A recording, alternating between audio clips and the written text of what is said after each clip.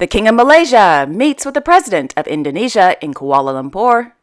Drama unfolds at the Palais Principal de Monaco in Monacoville. Emperor Naruhito and Empress Masako of Japan celebrate their 30th wedding anniversary in Tokyo.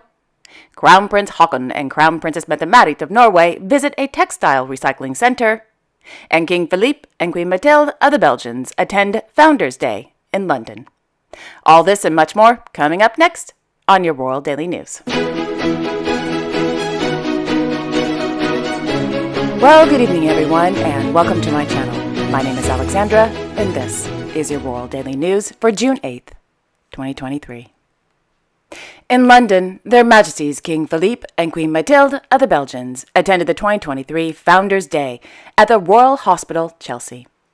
His Majesty the King participated in the ceremony as a reviewing officer. According to the official website for the Royal Hospital, Chelsea, Founders' Day celebrates the establishment of the RHC by King Charles II in 1692 and is, quote, always held on a date close to the 29th of May, the birthday of Charles II, and the date of his restoration as king in 1660. Founders' Day is also known as Oak Apple Day. The oak reference commemorates the escape of the future King Charles II after the Battle of Worcester in 1651, when he hid in an oak tree to avoid capture by the parliamentary forces, and is expressed through all Chelsea pensioners wearing oak leaves on their famous scarlet uniforms. The gold statue of Charles II that stands in the center of the figured court is also adorned in oak leaves for the occasion. Over the years, the statue oak leaf dressing has varied from a large wreath at the base to a wreath worn on the head, and from a total covering where the statue is not even visible to a discreet skirt of oak branches around the base. End quote. In the evening, Their Majesties met with Their Majesties King Charles III and Queen Camilla of the United Kingdom at Windsor Castle. In Luxembourg City, His Royal Highness Grand Duke Henri of Luxembourg received letters of credence from newly appointed ambassadors to the Grand Duchy at the Palais Grand Ducal. The newly appointed ambassadors are from the Republic of Peru, the Republic of Sudan, the Democratic Republic of Timor-Leste, the Republic of North Macedonia, the Republic of Botswana, and the Republic of the Philippines. On Tuesday evening in Luxembourg City, His Royal Highness Hereditary Grand Duke Guillaume of Luxembourg attended the 10th anniversary of the China-Luxembourg Chamber of Commerce, known as China Lux, held at the Cercle Cité. According to the Cour Grand Ducal, the celebration was an opportunity to look back on a decade rich in partnerships and to discuss the ambitions of Chinese and Luxembourg companies for the years to come. The celebration also follows the 50th anniversary of the establishment of diplomatic relations between Luxembourg and China, which was actually celebrated in late 2022. On Wednesday morning, ahead of World Oceans Day, which is actually today, Her Royal Highness Crown Princess Victoria of Sweden visited the National Maritime Museum to view the exhibition entitled Planet or Plastic. The exhibition is based on National Geographic's multi-year global initiative that aims to reduce the amount of single-use plastic that ends up in the oceans. Quote, plastic has become so common that it's easy to forget how dependent we humans are on it. National Geographic's exhibition, Planet or Plastic, seeks to change this by highlighting and raising awareness of global plastic waste crisis and telling the story of innovators working to find a solution. Plastic pollution is one of our generation's biggest global environmental challenges, but it's a problem we can all do something about. The exhibition shows how we ended up here, the extent of the problem, and how each of us can become a part of the solution. End quote. Late last month, the Crown Princess and her daughter, Her Royal Highness Princess Estelle of Sweden, participated in a shore cleanup along Lake Mälaren. As we all know, if you throw your trash on the ground whilst walking your cute little doggy, or when you're driving down the 405 freeway, it actually ends up in the ocean, damaging coral reefs, fish, turtles, whales, sharks, everything. Even we surfers, the trash that's thrown out on the ground makes us and the environment sick. I mean, nothing is more disgusting than paddling out and seeing a bunch of trash float by, or empty water bottles on the beach. So please, put your trash in the bin. Gracias. Moving on.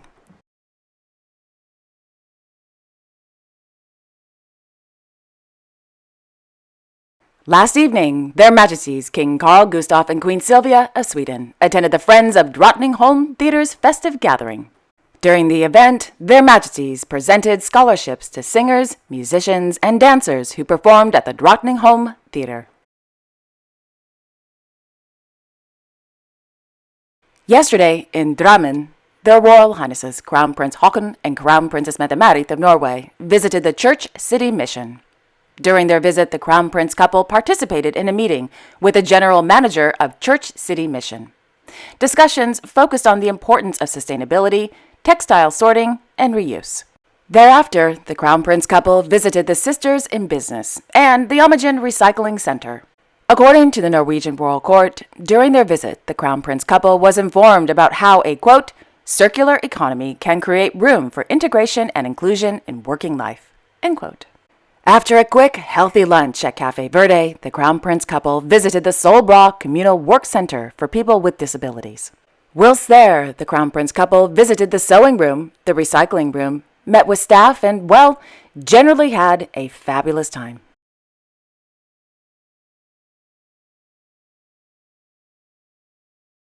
Meanwhile, in Paris, Their Royal Highnesses Prince Joachim and Princess Marie of Denmark attended Day 11 of the 2023 French Open held at the Stade Roland Garros. The lovely couple watched the quarterfinal between Holger Rune of Denmark and Casper Ruud of Norway. Also attending the match was His Royal Highness Prince Charles of Bourbon-Two Sicilies. In Thimphu, His Majesty King Jimne Khesar Namgyal Wangchuck of Bhutan attended the opening ceremony of the 9th session of the 3rd Parliament. Thereafter, His Majesty the King held an audience with a delegation from the Western Australian Legislative Assembly, led by the Speaker, the Honourable Michelle Roberts. His Majesty the King also held audiences with representatives of various religious organizations who are in Thimphu to participate in the Chairpersons of Religious Organizations annual meeting.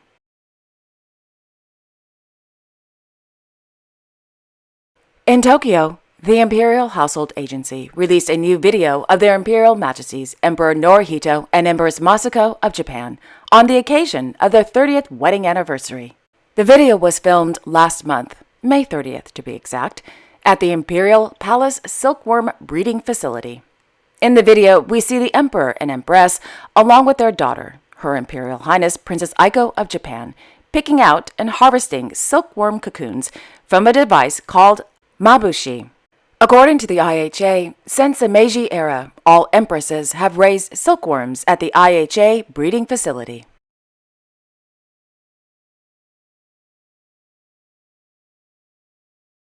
In Madrid, Their Majesties King Felipe VI and Queen Letizia of Spain chaired a meeting with the delegate commission of the Fundación Princesa de Girona, held at Palacio de la Zarzuela.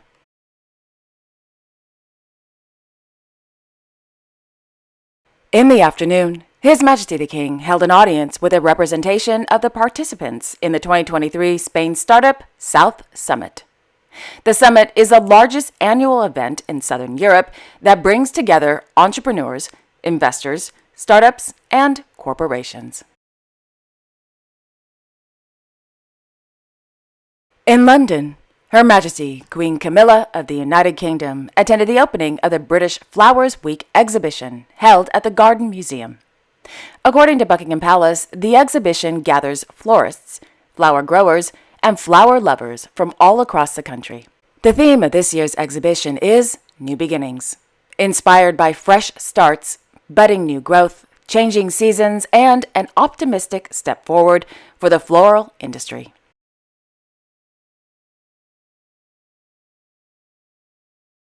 In Sutton, His Royal Highness the Prince of Wales, as President of the Royal Marsden NHS Foundation Trust, officially opened the new state-of-the-art research and treatment facility, the Royal Marsden's Oak Cancer Centre.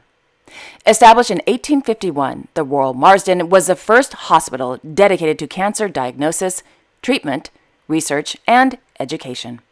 Today, the Royal Marsden NHS Foundation Trust is a world-leading cancer center, specializing in cancer diagnosis, treatment, research, and education at 3 sites in Chelsea, Sutton, and Cavendish Square in central London. The Prince of Wales has been president of the Royal Marsden since 2007.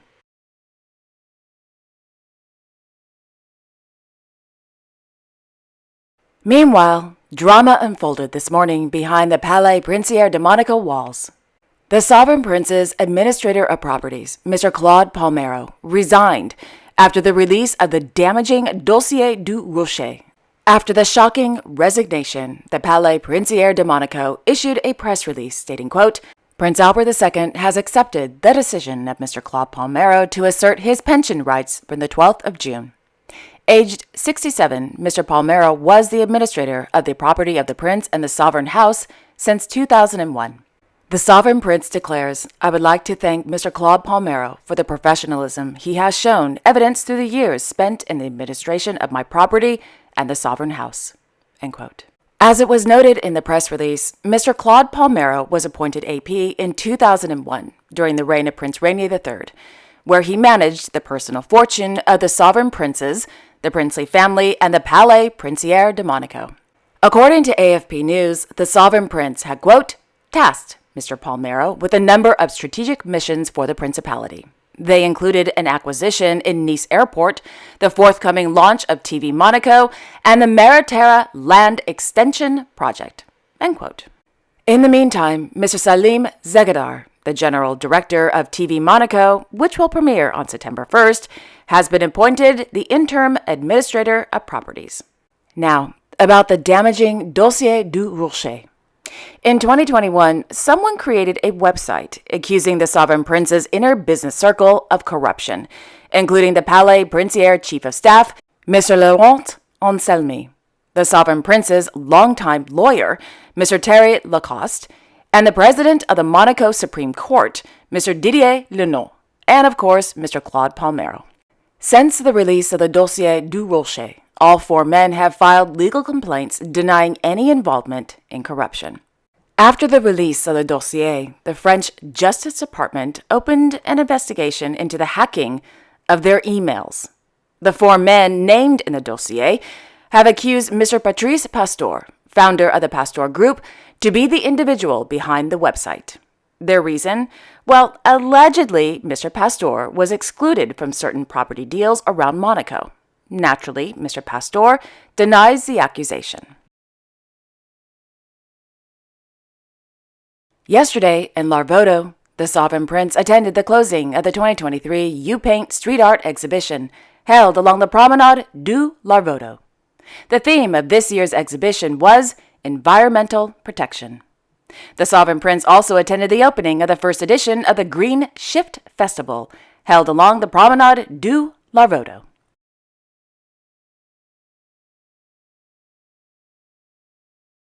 On Sunday, in Marrakesh, Her Royal Highness Princess Lala Hassana of Morocco met with the First Lady of the United States of America, Dr. Jill Biden.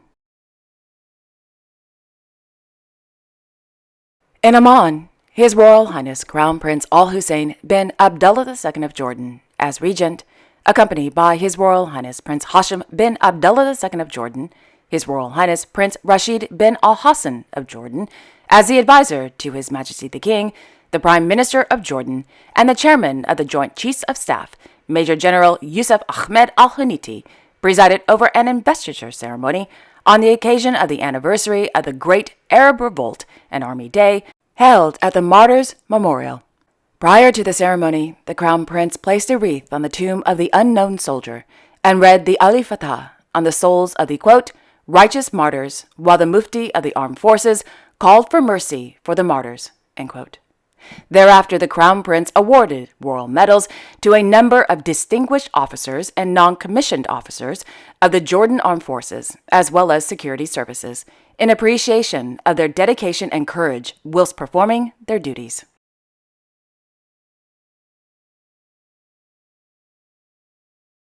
And finally, in Kuala Lumpur, my new favorite monarch of all time, the King of Malaysia, and his wife, held an audience with the President of the Republic of Indonesia, Joko Widodo, and the First Lady, Iriana Widodo, at the State Palace.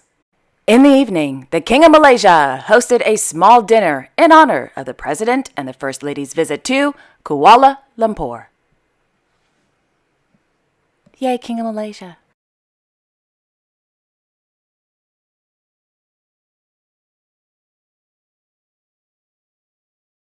And there you have it. Thank you all so much for joining me this evening. I will be back tomorrow on Friday, June 9th, with all the latest world news. Until then, I wish you all a wonderful evening and a great Friday tomorrow. And don't forget to like, share, and subscribe, and hit that notification bell so you won't miss a thing. Okay, have a wonderful evening, everyone, and I will see you all tomorrow. Bye-bye.